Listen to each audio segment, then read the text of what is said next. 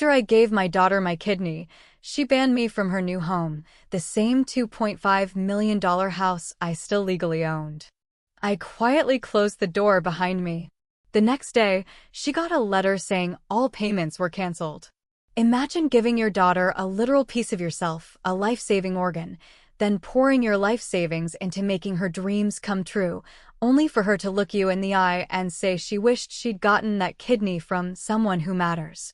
That's what happened to me, Paul Thompson, and it sparked a chain of events that taught my daughter, Abigail, a brutal lesson about gratitude she'll never forget. This story, the real story, starts 8 years ago in a sterile hospital room where I faced an impossible choice. It was December 2016, and my world shattered when Dr. Helena Mitchell delivered the news about Abigail. Acute kidney failure. Genetic. Dialysis immediately. My Abigail, my only child, who had been everything to me since her mother passed when Abigail was 12, smart, ambitious, beautiful, was dying. The nephrologist's words were a cold, hard fact. Without a transplant, maybe 18 months. The waiting list? 3 to 5 years. I didn't even blink. Test me, I said. 3 months later, in March 2017, they took my left kidney and gave it to Abigail. An 11-hour surgery. A perfect match. The doctor called it textbook. My healthy kidney, immediately functioning at 87% capacity in her body.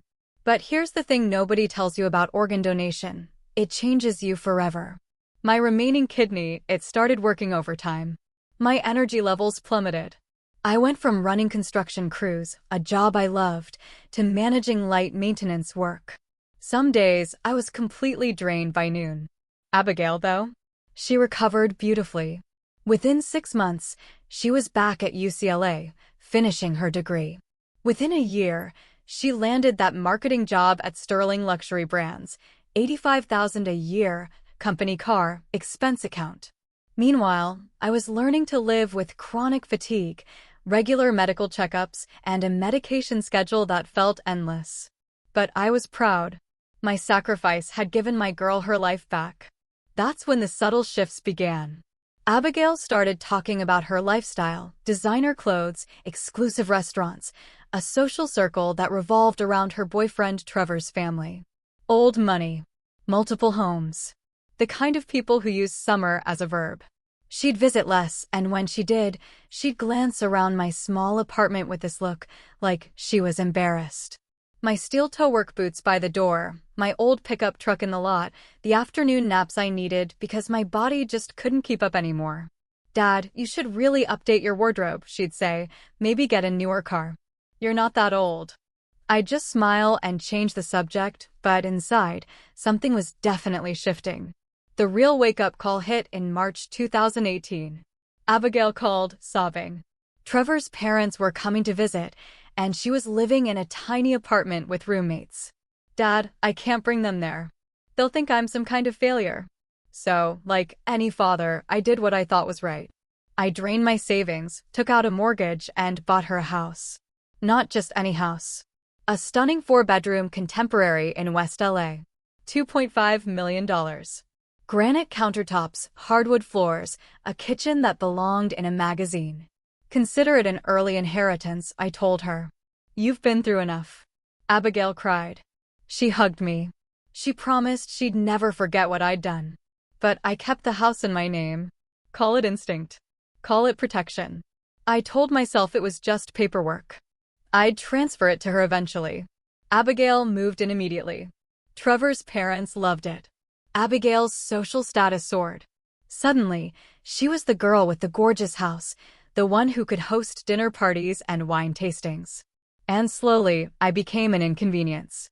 Invitations to family gatherings became suggestions that I might be too tired to attend. Our weekly dinners turned into monthly check-ins. She stopped mentioning me to her new friends. When I'd visit the house I was still paying for, Abigail would seem anxious, almost as if she worried I might embarrass her. But I kept telling myself it was temporary. She was young. She'd grow out of it. I was wrong. By December 2024, the situation had crystallized into something I could no longer ignore. Abigail was living a life entirely funded by me, while simultaneously treating me like I was the help. Let me break down the numbers, because numbers don't lie. The house payment? $3,847 monthly. Property taxes? $2,100 quarterly. Homeowners insurance? $4,000 annually. Utilities averaged $320 monthly because Abigail liked the house kept at exactly 72 degrees year-round. My contribution to Abigail's lavish lifestyle? Roughly $68,000 a year. Abigail's contribution? Zero. But it wasn't just the money. It was the elaborate fiction she'd created that she was this successful, independent woman who'd earned her beautiful life through hard work and good choices. She'd post Instagram photos of herself cooking in her kitchen, host parties, accept compliments on her interior decorating. She'd casually mention her mortgage, her investment in real estate. Meanwhile, I was still in my one-bedroom apartment across town, taking afternoon naps because my single kidney couldn't quite keep up. The medical bills from the transplant, the $40,000 I'd paid out of pocket, money I'd saved for decades, gone in a few months. Did Abigail remember this? Did she factor it into her calculations when she decided whether I fit with her new life? I was beginning to suspect the answer was no. The first real test came in November. Abigail called about Thanksgiving. "Dad, Trevor's family is hosting this amazing dinner. Very formal, very elegant. I think it might be better if you didn't come this year. You know how you get tired, and it's going to be a long evening." How I get tired? Like it was a personality flaw instead of the direct result of giving her my kidney. I stayed home that Thanksgiving, ate a frozen dinner and watched football. Told myself it was fine. But then came the phone call that changed everything. December 10th, Tuesday evening. "Dad, I need to talk to you about something important." I could hear music, voices in the background. She was already at some event. "Trevor's family is planning this incredible Christmas celebration at the house. Very exclusive, very high-end. His father's business associates, local politicians, real networking opportunities for my career." I waited. "The thing is, Dad, these are very sophisticated people. Image matters. And I was thinking maybe it would be better if you didn't come to this one either." "Abigail, it's Christmas." I know. But you have to understand these people. They're going to judge everything. The way people dress, the way they talk, their backgrounds, and you're very blue-collar, Dad. It's not your fault, but it might send the wrong message about me professionally." Something cold settled in my chest. "What message is that, Abigail?" "Just that, that maybe I come from a certain kind of family. These people, they care about things like that." I was quiet for a long moment. In the background, someone laughed. Glasses clinked. "So, you're ashamed of me." "It's not about shame, Dad. It's about strategy. Trevor's father might offer me a position at his company. This could change my whole career trajectory. I just need everything to be perfect. Perfect. Without the man who'd given her everything. What about Christmas Day itself? Family time. Oh, we'll probably still be recovering from the party. Maybe we could do something low-key later in the week." That's when I realized I was at a crossroads. I could keep enabling this behavior, remain the invisible benefactor funding her life while being excluded from it. Or I could draw a line. The stakes weren't just about respect, though that mattered. They weren't just about gratitude, though that mattered too. The stakes were about who I was going to be for the rest of my life. Was I going to be the man who gave everything and asked for nothing? The father who sacrificed his health and wealth so his daughter could pretend she'd earned her success independently? Or was I going to be the man who taught his daughter that actions have consequences? That respect isn't optional. That you don't get to erase the people who made your life possible. I looked at the paperwork spread across my kitchen table: house deed, mortgage statements, bank records. Everything Abigail thought was hers was still mine. And maybe it was time she learned that. I decided to have one honest conversation first. She deserved that much. Or maybe I needed it for my own peace of mind. December 12th, Thursday evening. I drove to the house, my house, though Abigail had long stopped thinking of it that way. I used my key, something she always seemed to forget I still had. She was in the kitchen, arranging white orchids in a crystal vase. The place was transformed. Caterers had clearly been through. The furniture polished to a mirror shine. Fresh flowers everywhere. It looked like a magazine spread. Dad, what are you doing here? We need to talk, Abigail. She glanced toward the stairs. Trevor's upstairs getting ready. We have dinner reservations in an hour. This won't take long. I sat at the kitchen island. The granite countertops were spotless. Everything was perfect, just like she wanted. I've been thinking about our conversation the other night, she said, arranging flowers, not quite meeting my eyes. About Christmas. Dad, I thought we settled that. We did. That's the problem. She finally looked at me. What do you mean?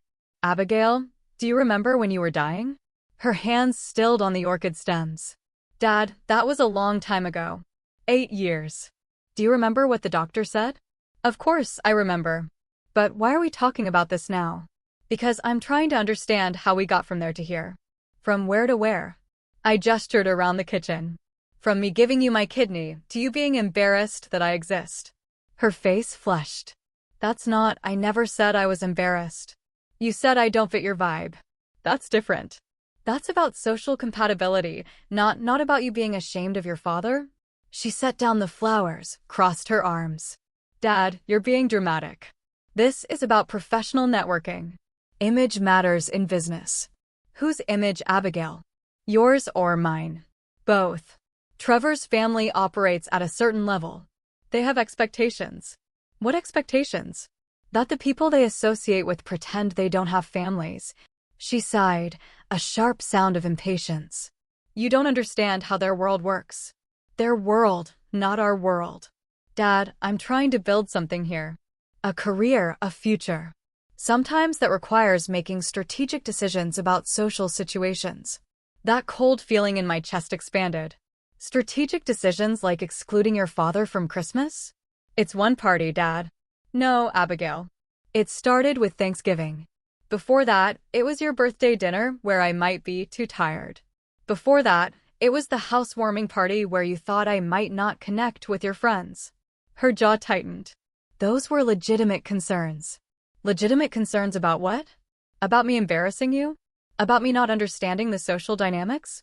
Because I'm blue collar? Because I work with my hands? Because I drive a pickup truck?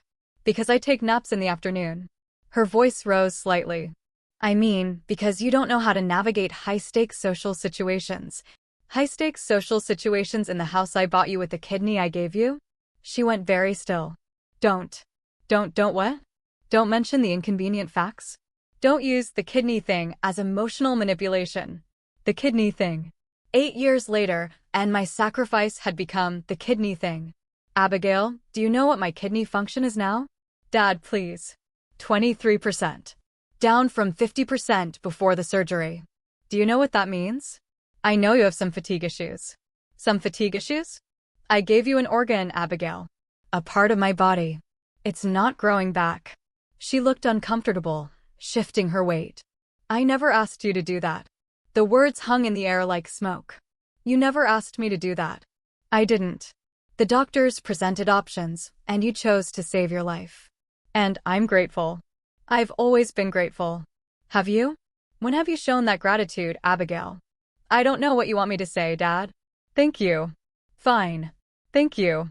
But that doesn't mean I owe you my entire social life. Your social life in the house I'm paying for. Her eyes flashed. I never asked you to buy this house either. No, you just cried about how embarrassed you were of your apartment. That's different. How is it different? Because I didn't demand anything. You offered. I offered because I thought you needed help. I thought we were family. We are family. Family that doesn't invite each other to Christmas? Abigail threw her hands up. One Christmas party, Dad. One event that happens to be important for my career. Your career built on my foundation. What's that supposed to mean? It means everything you have came from me, Abigail. Everything. And now you're trying to edit me out of the story. She was quiet for a moment, and I actually thought I'd gotten through to her. Then she said, Dad, I appreciate everything you've done, but I can't live my life trying to pay back every sacrifice you made. That's not fair to either of us. I'm not asking you to pay me back, Abigail. I'm asking you to remember that I exist. You're asking me to compromise my future for your feelings. And there it was. The ugly truth that had been building between us for years. Finally, out in the open. My feelings versus her future. As if they were mutually exclusive. As if acknowledging me would somehow destroy everything she'd built. I stood up slowly. Abigail, I want you to think about something. Really think about it. What? You won the genetic lottery? Getting a father who would give you his kidney. But lottery winners who forget how they got lucky tend to lose everything they won. I headed for the door. Dad, where are you going? Home. To my apartment. The one I can afford on a maintenance worker's salary. I paused at the door. Enjoy your dinner reservations. The drive home gave me time to think. And what I was thinking scared me because it felt like clarity. For years, I'd operated under the assumption that Abigail would eventually mature, that she'd recognize what we built together and want to protect it. I'd been patient. Understanding, willing to make excuses for her. But Abigail wasn't going through a phase. She was becoming someone I didn't recognize, someone who saw love and sacrifice as transactional inconveniences. Back at my apartment, I made myself a cup of coffee and spread Tom Bradley's paperwork across my small dining table. Tom's my real estate agent and an old army buddy.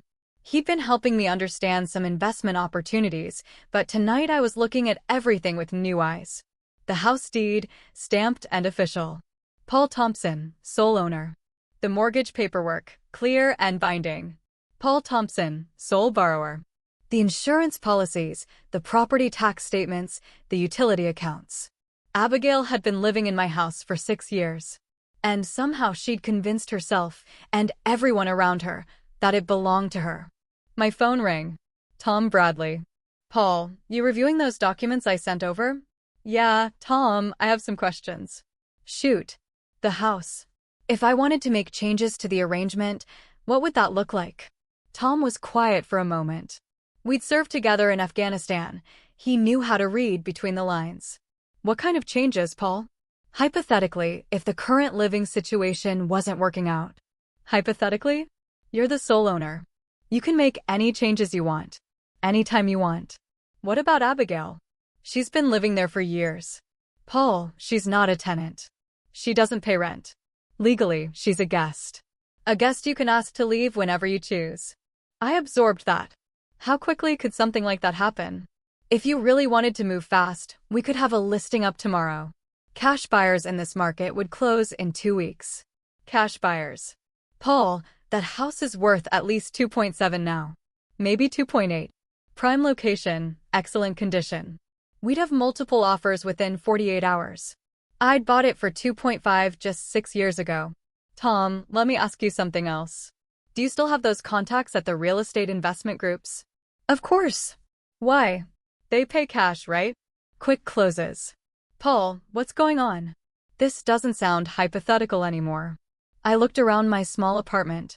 1 bedroom, 1 bathroom, a kitchen barely big enough for 2 people. This was where I lived while my daughter hosted networking parties in a house I couldn't afford to visit. Tom, I need to ask you for a favor, and I need you to keep it confidential. Name it. I need you to do some research quietly. Find out what that house would actually sell for in today's market. Get some preliminary interest from cash buyers. Don't list it. Just see what's out there. Paul, are you sure about this? Abigail's your daughter. Abigail's a grown woman who's made her choices very clear. But selling her house out from under her. Tom, it's not her house. It never was her house. I know everyone thinks it is, but the paperwork doesn't lie. Tom was quiet for a long moment. Okay, I'll make some calls, but Paul, once you go down this road, there's no coming back from it. You understand that, right? I understood, but I was beginning to think that might not be a bad thing. After I hung up with Tom, I sat in my quiet apartment and thought about consequences. Not just for Abigail, but for me too. If I sold that house, I'd have nearly $3 million. Enough to buy something smaller, but nicer. Enough to secure my retirement. Enough to get the best possible medical care as my kidney function continued to decline. But I'd also be teaching my daughter the hardest lesson of her life. I'd be forcing her to confront the reality that everything she thought she'd earned had actually been given to her. The question was whether that lesson would help her or destroy her. My phone buzzed. A text from Abigail. Dad, I've been thinking about our conversation tonight. Maybe we can find a compromise about Christmas. Call me tomorrow. A compromise? Even now, she was thinking in terms of negotiation rather than recognition. I set the phone aside without responding. Tomorrow, I'd call Tom back and tell him to move forward with the research. I'd start the process of reclaiming not just my house, but my dignity. Abigail would learn that compromise requires two people who respect each other. And respect, as she was about to discover, wasn't negotiable. But first, she was going to get one final chance to show me who she really was. December 15th was 3 days away, the night of her Christmas party. I'd be there whether I fit the vibe or not. December 15th arrived with the kind of crisp winter evening that makes Los Angeles feel almost seasonal. I'd spent the day thinking, and by 6 p.m., my mind was made up. I drove to the house, my house, and parked across the street. The transformation was stunning. Valet parking, professional lighting casting dramatic shadows across the entrance. Guests in designer clothes stepping out of luxury cars. Abigail had spared no expense. My money, but no expense spared. I waited until the party was in full swing before walking to the front door. I was wearing my best clothes, a navy blazer I'd bought for Abigail's college graduation, khaki pants, and dress shoes. Not exactly black tie, but respectful. The front door was open, with a security guard checking names. Name, sir? Paul Thompson. He scanned the list, frowned, checked again. I don't see a Thompson here, sir. I'm Abigail's father and the homeowner.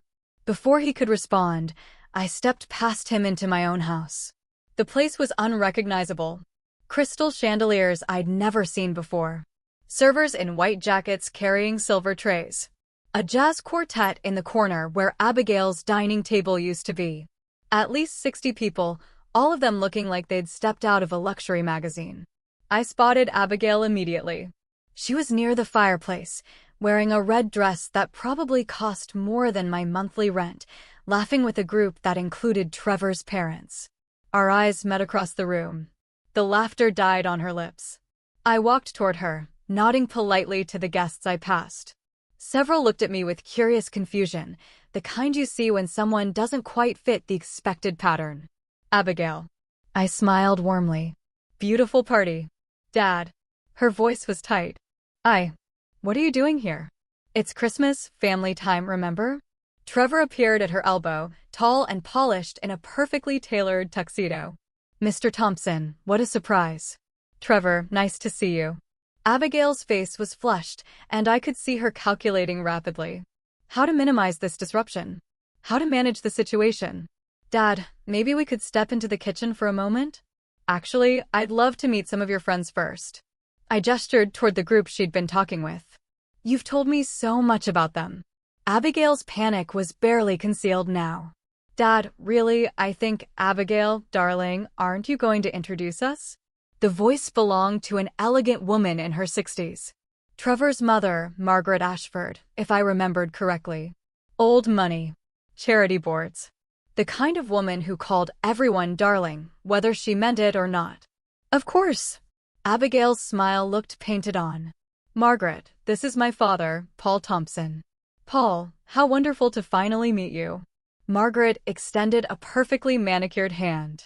Abigail talks about you constantly. I shook her hand, noting Abigail's surprised expression. Does she? That's nice to hear. Oh yes.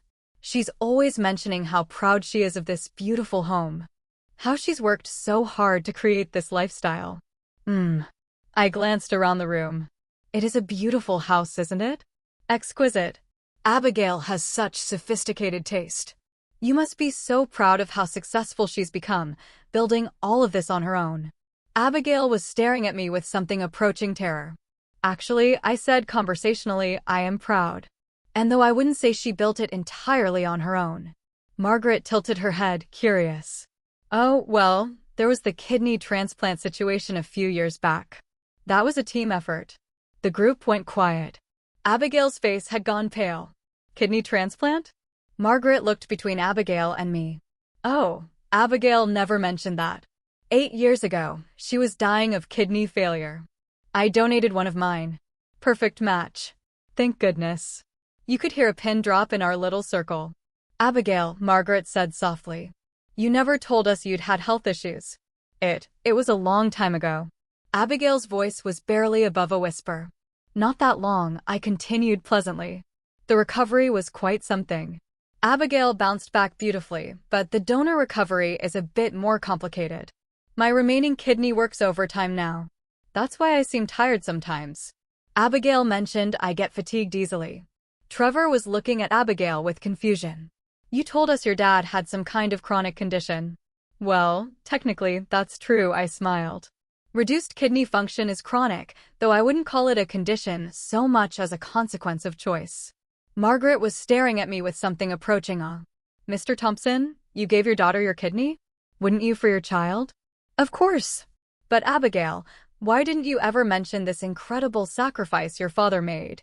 Abigail looked trapped. We don't really talk about it much. Don't talk about it? Margaret looked genuinely shocked. But this man saved your life. I know that, Abigail said quietly. And this beautiful house, Margaret continued. You must have worked so hard to afford something like this. The real estate market in this area.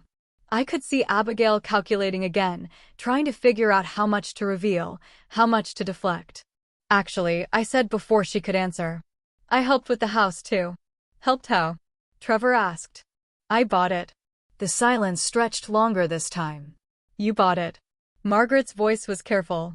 $2.5 million. March 2018. Abigail needed a nicer place to live. Somewhere appropriate for entertaining people like yourselves. So, I took out a mortgage. Trevor was staring at Abigail now. You told us you had a mortgage. She does, I said helpfully. It's just not in her name. Abigail found her voice. Dad, please. Oh, I'm sorry. Are these details too personal?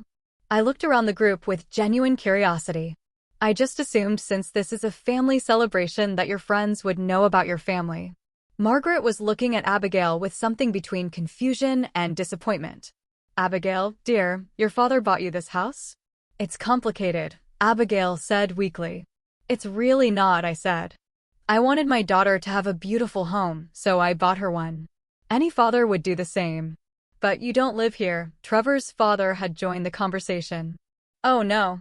I live across town, one-bedroom apartment, much more suitable for a maintenance worker's budget. Maintenance worker? Margaret looked surprised. Abigail told us you were in construction management. I was before the surgery. Hard to manage construction crews when you need afternoon naps. Abigail was staring at the floor now. But that's wonderful, Margaret said, though she looked confused. I mean, not wonderful that you had to leave your career, but wonderful that you made such incredible sacrifices for Abigail. The kidney, the house, your career. Abigail, you're so fortunate to have such a devoted father. Abigail looked up then, and I saw something in her eyes I'd never seen before. Something cold and calculating. Yes, she said quietly. Lucky me. And that's when she said the words that changed everything between us forever. Sometimes I think I won the genetic lottery. Getting someone so willing to sacrifice everything, even when nobody asked him to. Margaret looked shocked. Trevor looked uncomfortable. The entire group was suddenly very interested in their champagne glasses. But Abigail wasn't finished. I mean, it's wonderful having a father who's so invested in making sure everyone knows about his sacrifices. The words hit me like a physical blow. Abigail, Margaret said quietly. That's a terrible thing to say. Is it? I didn't ask for a kidney. I didn't ask for this house. But somehow I'm supposed to spend the rest of my life being grateful for decisions other people made for me. The group was backing away now, sensing the toxic turn. Abigail stepped closer to me, her voice dropping to a whisper only I could hear. You want to know the truth, Dad? I wish I'd gotten that kidney from someone who matters. Someone who wouldn't spend the rest of my life making me pay for it with gratitude. I stared at my daughter for a long moment. Then I smiled. Abigail, that's exactly what I needed to hear. I pulled out my phone and made a call, right there in front of everyone. Tom, it's Paul. Yeah, I'm at the house now. Remember what we discussed? Move forward with everything tonight. Abigail's face went white. Dad, what are you doing? I ended the call and looked at her calmly. Something I should have done a long time ago. What are you talking about? Before I could answer, Trevor's father stepped forward. I'm sorry, but who's Tom? Tom Bradley? My real estate agent. Margaret looked confused. Real estate agent? But Abigail? I thought you said you weren't planning to move. Abigail was staring at me with growing horror. Dad, please tell me you didn't what, Abigail? You can't sell the house. This is my home. Actually, I said quietly. It's not. Trevor frowned. What do you mean, it's not her home? I looked around the group of elegant, sophisticated people Abigail was so desperate to impress. I mean, the house is in my name. The mortgage is in my name, the insurance, the property taxes, all of it. Abigail lives here, but she doesn't own anything. Margaret gasped. Abigail, is this true? Abigail's voice was barely audible. It's complicated. No, I said firmly. It's simple. I bought my daughter a house because I thought she needed one. I kept it in my name because I thought we were family. But apparently, we're not. Dad, you can't be serious about selling it. Why not? You just told me you wish someone else had given you that kidney. Someone who matters. Well, Abigail, someone who matters, is taking back his house. The crowd around us had grown. Other party guests were drifting over, sensing drama. Trevor looked stunned. Abigail, you told us your father was just a maintenance worker with health problems. He is, Abigail said defensively.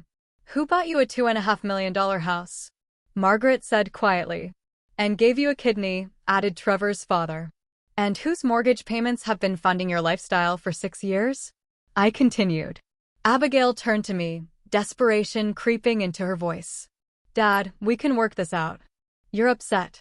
I understand, but I'm not upset. Abigail, I'm enlightened. My phone rang. Tom Bradley. Paul, I just got off the phone with the Hendersons.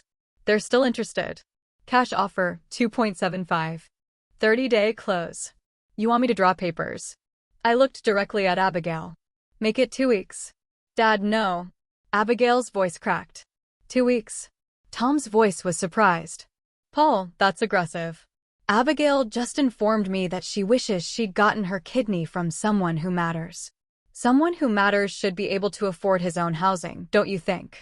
Jesus, Paul, she really said that? In front of 12 witnesses. 2 weeks it is. I'll call them now. I hung up and looked at Abigail, who was now crying openly. Ladies and gentlemen, I said to the gathered crowd. I apologize for disrupting your evening, but I wanted you to know that this beautiful house will be changing hands very soon. If you're interested in the neighborhood, now might be a good time to look around. Margaret stepped forward.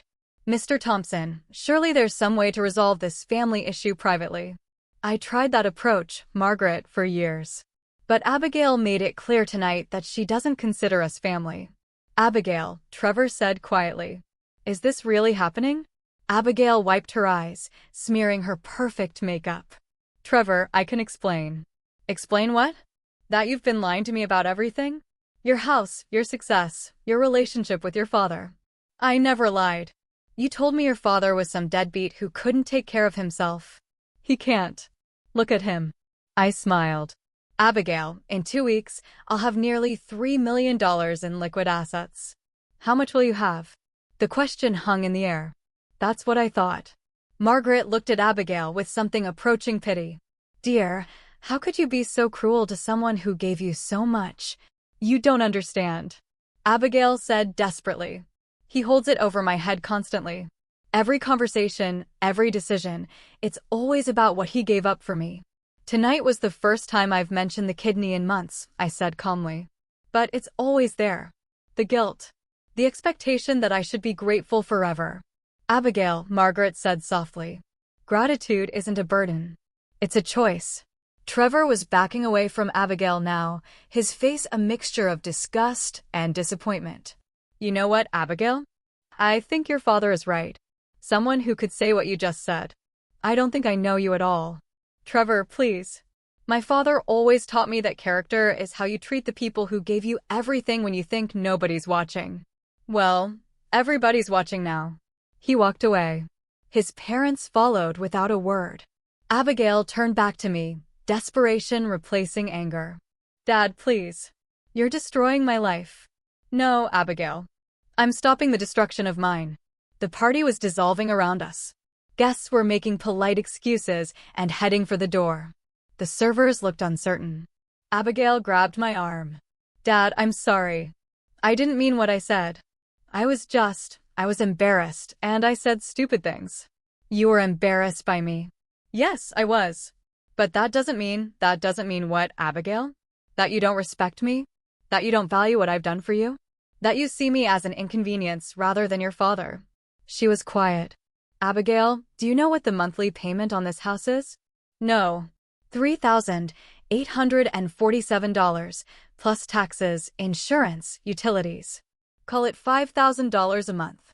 For 6 years, Abigail.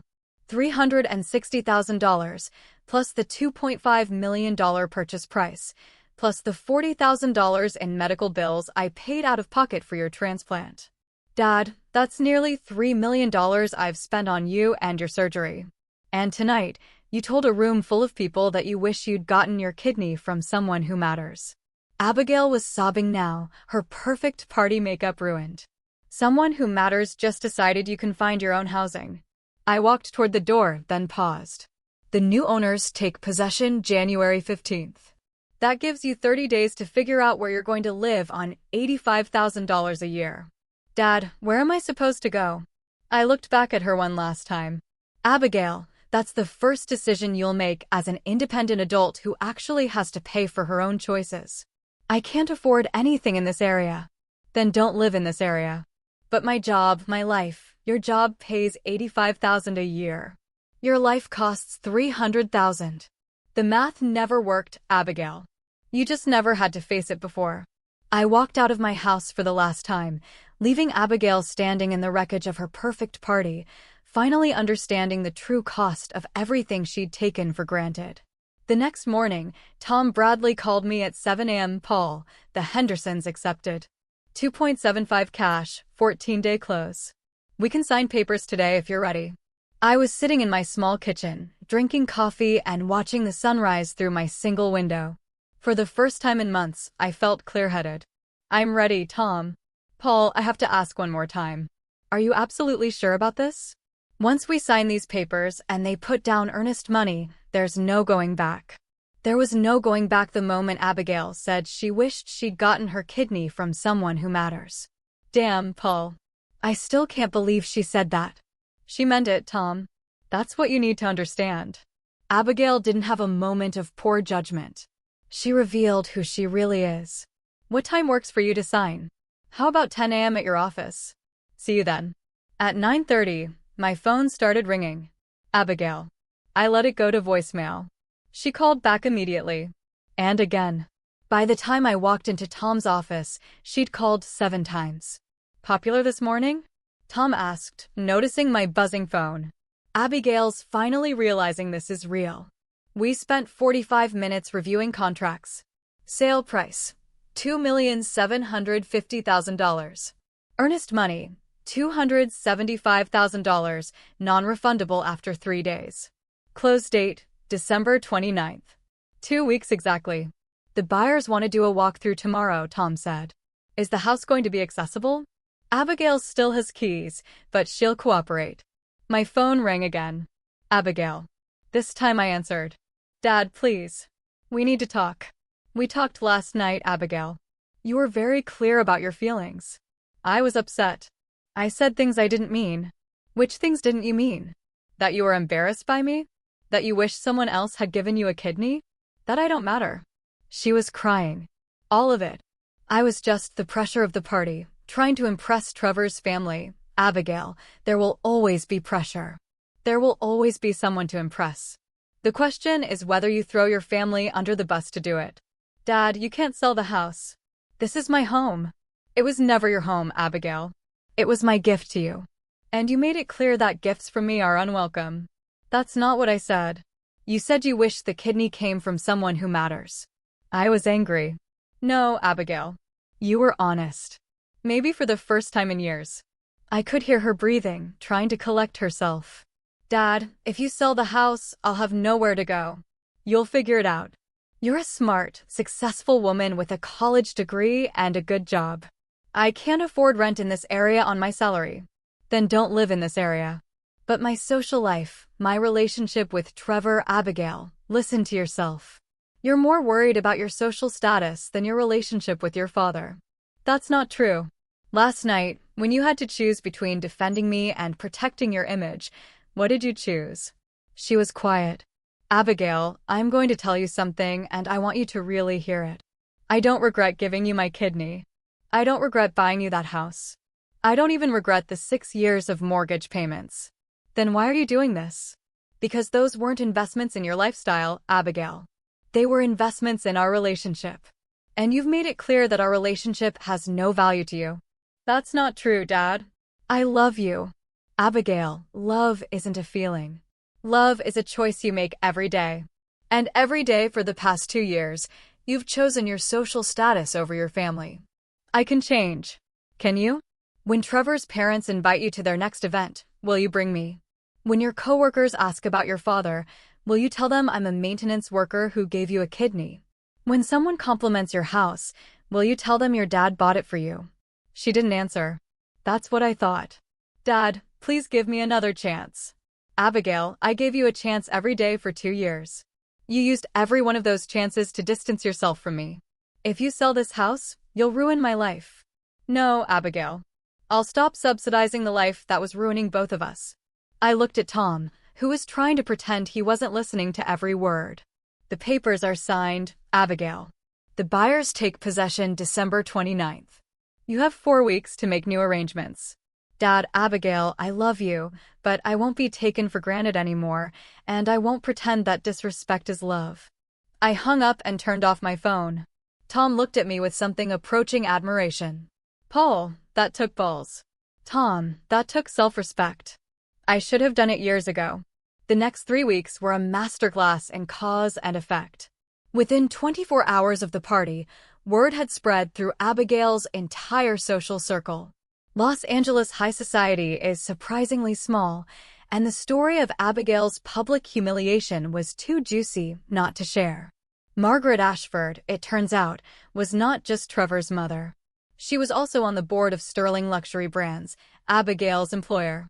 More importantly, she was someone who valued family loyalty above almost everything else. Abigail called me on December 18th, 3 days after the party. Her voice was hollow. Dad, I got called into HR today. I was packing boxes in my apartment, getting ready to move somewhere nicer with the proceeds from the house sale. What happened?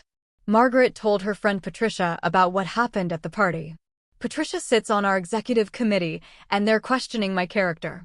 They want to know how someone could treat their father the way I treated you. I didn't respond. Dad, they're talking about putting me on administrative leave, pending a culture fit evaluation. Sterling Luxury Brands built their reputation on family values and authentic relationships. Having an employee who publicly humiliated the father who'd given her a kidney didn't align with their brand message. What did you tell them? I tried to explain that it was a misunderstanding, that you were being dramatic. I was being dramatic? Yes. You made this huge scene in front of all those people. Abigail, I made one phone call to my real estate agent and told the truth about who owned the house. Everything else was you. She was quiet. What else is happening, Abigail? Trevor broke up with me. I'd expected that. Trevor came from the kind of family that took care of their own. Watching Abigail discard the man who'd sacrificed everything for her was probably more disturbing to him than anything else she could have done. I'm sorry to hear that. Are you? Because it feels like you wanted this to happen. Abigail, I wanted you to understand that actions have consequences. This is what consequences look like. My entire life is falling apart. Your fake life is falling apart. Maybe now you can build a real one. By December 22nd, the story had reached the local news. A reporter had somehow gotten wind of the Christmas party organ donor incident and wanted to interview both of us. Abigail called, panicked. Dad, there are reporters calling me.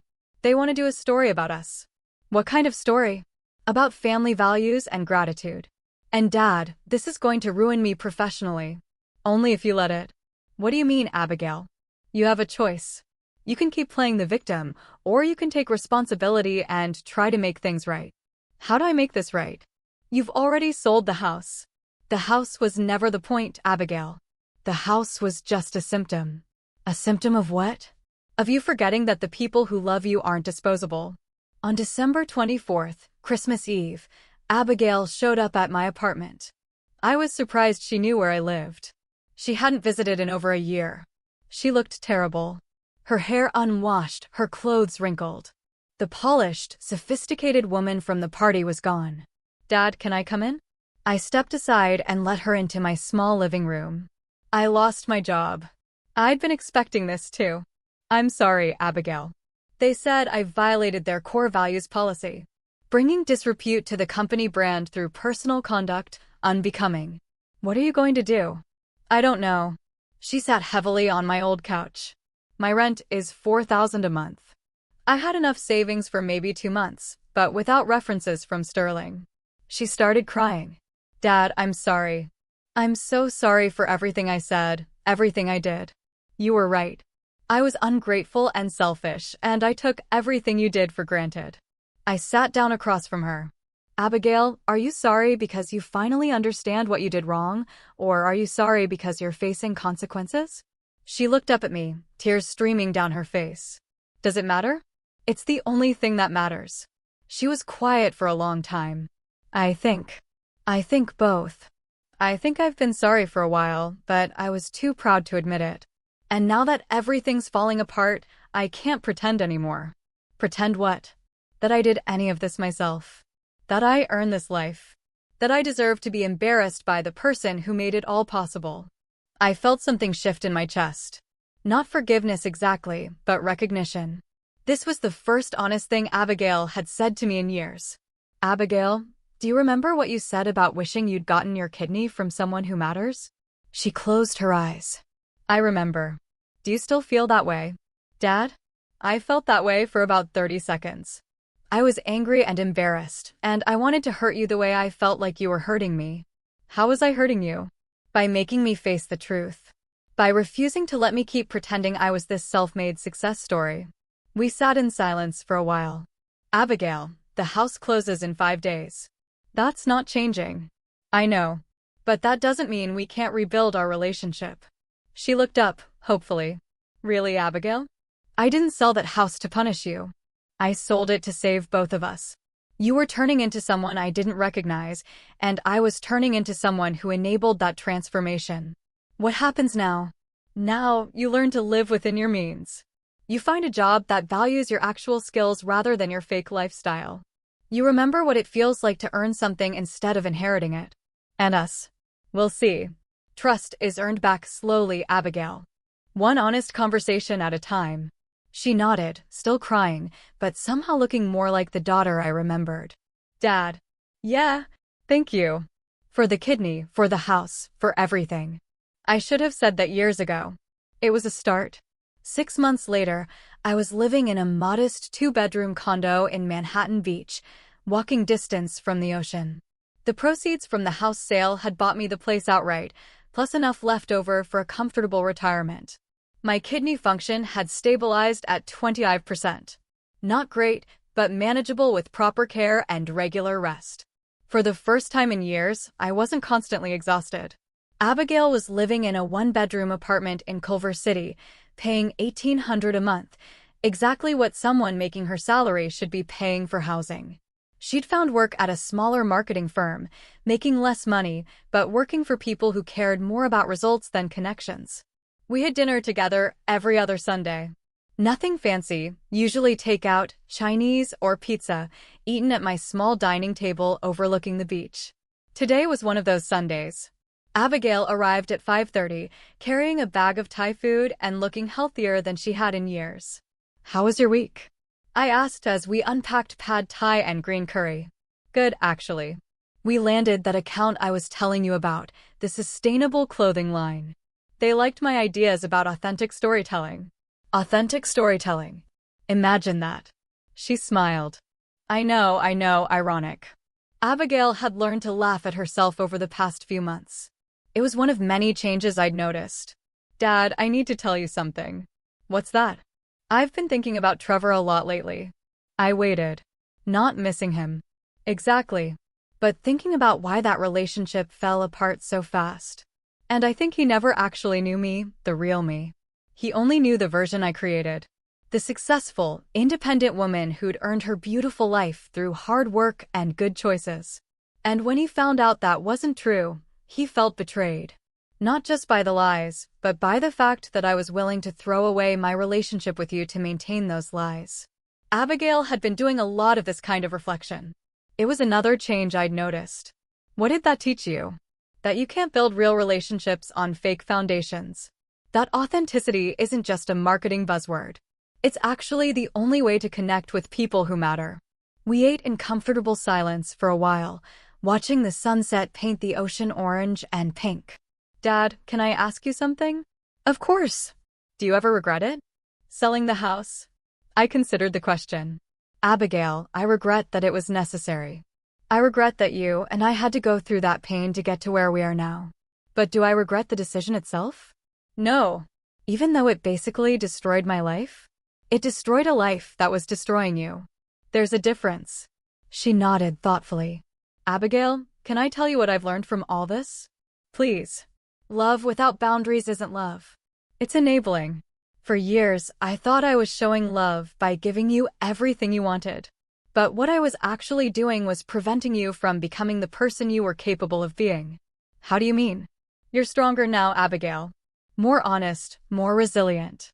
6 months ago, you would have crumbled under the pressure of finding a new job, a new apartment, a new identity. But you didn't crumble. You adapted. It was terrifying. Most growth is. Abigail was quiet for a moment, twirling pad thai around her fork. Dad, I want you to know that I think about the kidney thing differently now. How so? Before, it felt like this huge debt I could never repay. Like I owed you my entire life because you gave me part of yours. And now I realize that the kidney was just one gift among many. You gave me life, yes.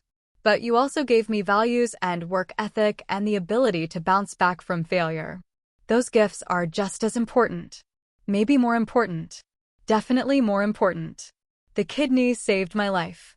But the other things, they made my life worth saving. I felt tears prick at the corners of my eyes. Abigail, that might be the nicest thing anyone's ever said to me. It's just the truth, Dad. It took me losing everything to see it, but it's the truth. We finished dinner as the sky darkened, talking about her work, my retirement plans, the book I was thinking about writing. As she got ready to leave, Abigail hugged me tightly. Thank you, Dad, for everything. But especially for loving me enough to let me fall.